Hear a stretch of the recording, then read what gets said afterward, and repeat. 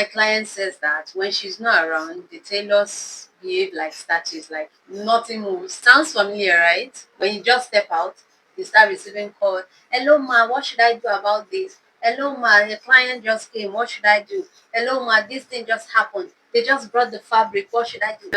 And on again. So, as funny as that sounds, but that's exactly what happens when you build your fashion business around you, or when you don't create structures in place so that your business can run even in your absence. So let's talk about this today and also show you how to create simple structures in place for your business that can help you sleep at night, help you travel, help you do other things, and know that and still have that peace of mind that your business is running, your clients, your customers are being treated well, everything is working well, like your production team, your production members, your tailors are working, everything is still going according to plan. So let's talk.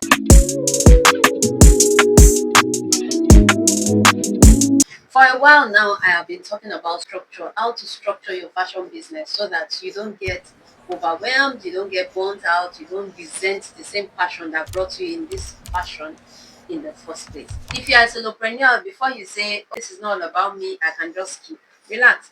I created a video before this for you. So if you are working alone, you're a solopreneur, you do everything by yourself, you still need structure, and I talked about it in that video so that you know exactly the places you need structure. The whole goal and purposes of these videos is to ensure that you have things put in place for your brand so that you don't get overwhelmed, you don't resent this sewing, you don't resent your business, you don't get burnt out. So now to see that video, the link is in the description box. Go watch it. Now for fashionpreneurs with teams, with tailors and other staff members, here I'm going to be sharing with you today how to create structures, simple SOPs, how to create simple structures in your business so that this business can run with or without you being around. If you are going through any one of these, it shows that you don't have structures yet. When you are not there, your tailors cannot sew the exact style you want them to sew. When you are absent, they sew the wrong style or the wrong size for a particular client. They give one client another person's dress, or they use another person's measurement to sew another person's style. Forget delivery dates, they don't meet up with delivery. You and your team members agree that this client's clothes will be delivered on this day, but they don't meet up. And when you complain, they tell you, "Oh, they didn't know, ma, I did not know, I didn't know, oh, I was not told. I just thought, he just told me that. They just said," you know how confusing it gets. Everybody is just pushing the blame, passing the blame. "You didn't tell me this was exactly what I needed to do. You only told me to do it like this, and I thought," once I hear that, I thought, and the truth is, they might actually not know. So because sometimes they are lost, they don't know exactly what to do. They don't know the right information because the right information was actually with you and you are not around. So in their defense, they are not wrong. But now let's talk about the solution. Avoid all this chaos in your production floor or in your fashion business. One structure to put in place is creating an SOP for your brand. What is an SOP? SOP means standard operating procedures. In a simple or in a layman term, it just shows you and your staff what needs to be done, how it needs to be done, and when these things needs to be done. So just see it like a Google map. Let me give this instance. For example, you and your staff members, you are going somewhere.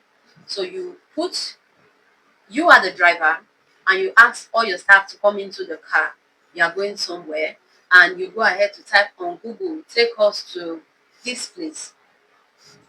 And you, the driver, you start driving to that place. And if Google tells you to turn left, you are turning left. If it says turn right, you are turning right. You are not asking Google, "Why should I turn left? Why should I turn right?" Your staff members are not saying, "Why would Google ask us to turn left or Google ask us to turn right?" So as long as you are in that car with the Google map, you are just following the instructions from your map.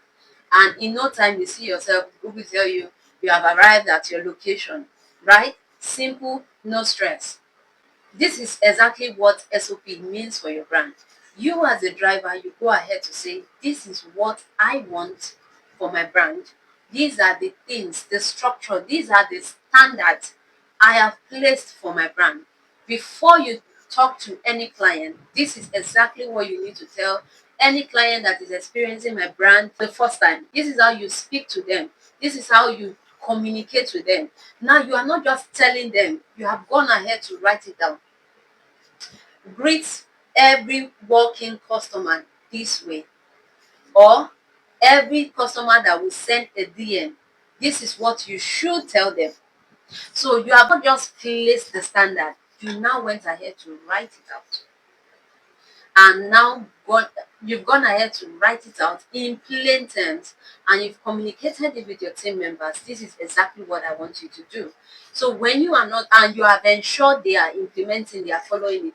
So when you are not there, you are certain that your team member, this is exactly how they will communicate with your client, because you have put that structure in place.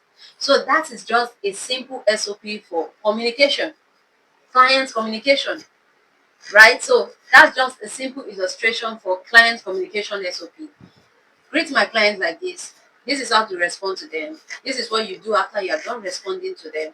And you go ahead, you write it out or you type it out and you paste it where whoever it is whoever you paste it where it should be, so that any team member, anybody at any time, when they stand in that desk or that welcome desk, or they are the one handling your DMs or your WhatsApp, they know exactly what to do, because they are seeing it before them. This is how we greet here.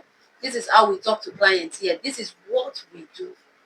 Nobody is just coming ahead to do what they think they should do, or based on how they feel that day, how they should talk to anybody. They just go ahead to talk to your customers anyhow.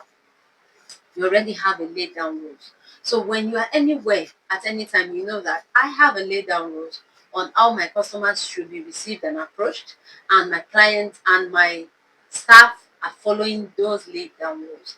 That is what customer communication or client communication SOP is, as simple as that. So now, this same simple communication SOP can be replicated in other departments. Let's say, for example, your cutting department. You say, before you cut out any clothes, I want you to first check the quality of the fabric to ensure there are no holes, we don't have any part that is fading. When you are done with that, I want you to confirm the style you want to cut. And after confirming the style, I want you to confirm the size you are cutting. I want you to use pattern that has been created to cut. After confirming the pattern, I want you to add 1 cm allowance or 1 inch allowance to these styles, to whatever it is you are cutting. Aside the allowance, aside sewing allowance and all that, I want you to add extra 1 inch allowance for this style. When you are done cutting, or before you cut, I want you to iron out the fabrics. Now, what have you done? You are telling your cutter or whoever it is that will come to that table to cut exactly what you want him or her to do at every stage in time. So when you are not there, the cutter or whoever is cutting at any point has seen a written information that must be followed before they cut any fabric in your production floor. Same thing you take to the tailors. Before you join for this style, before you start sewing or before you sit to sew, I want you to clean your machine. I want you to ensure that the needle, the thread, the taping machine, the tape and the measuring tape and every other thing you will need for the style you are sewing is right beside you. And while you are sewing or before you sew, I want you to confirm the style you are sewing. I want you to confirm the allowance that is left before you start. When you are starting for this particular style, I want you to join the shoulder before you pipe the neck, or I want you to pipe the neck before you join the shoulder, because it will be neater. I hope with these examples you have gotten what I'm trying to talk about, what an SOP is. It's just a laid down rules that anybody at any given time can follow step by step. Quality control, same thing. Whenever any cloth is brought to as a finished goods or as a finished cloth, this is exactly what I want you to check. I want you to check the neck width. I want you to check the shoulder. Is it corresponding with the client's order? I want you to check the length from the shoulder to the waist, the half length. I want you to check the length of the dress. I want you to check the inseam. How is it finished? I want you to check, has this dress been, everything you want them to check. So when you get all this, you know all the process that will be, that every tailor will go through, the quality control will go through, the cutting department will go through, everything. Then tell them step by step what you want them to do and how you want them to do. Why should you be the one to tell them? Because you are the visionary behind that brand. You are the one to put the standard you want them to follow. Recently, a client was complaining to me that she asked a client, she told her tailors what she wanted, but the tailors are not following what she wanted. Instead, they are following what the head tailor wants. And I told her it's simple, because you don't have structure in place, you don't have SOP in place, that when you have your SOP in place, no tailor is listening to any other person. They are listening to the company's guideline, the brand guideline that you have put in place. They don't have the right to listen to any other person or what they think. Suggestions can be made, and when you people feel as a brand, you feel okay, this suggestion is good, it will make you achieve better results, you go and make it a standard in your SOP. It's not what anybody thinks he or she wants to do that they will come and do for you. No, you have a guideline that everyone must follow. So you are the one to put that standard, because you are the one, you know what you want for your brand.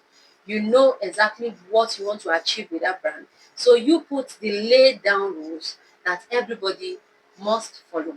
End of the day, when we sat down together and created SOP for all our production floor, what everybody must do, how they should go about it, all the challenges she was going through, we talked about it, and we created SOP for her. Now she's currently out of the country. Guess what? Her business is running, going well. She's not thinking about what is this person doing. Will he do it well? Will they give me what I want? She has created the structure. She has put the structure in place. All she is doing now is following up to ensure that that structure must be followed. Whether you like it or not, it doesn't matter how you feel. It's the company structure that you must follow.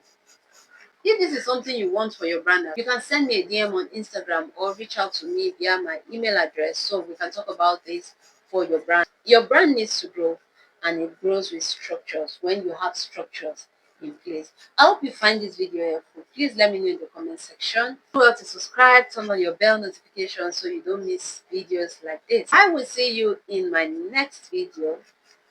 Until then, bye.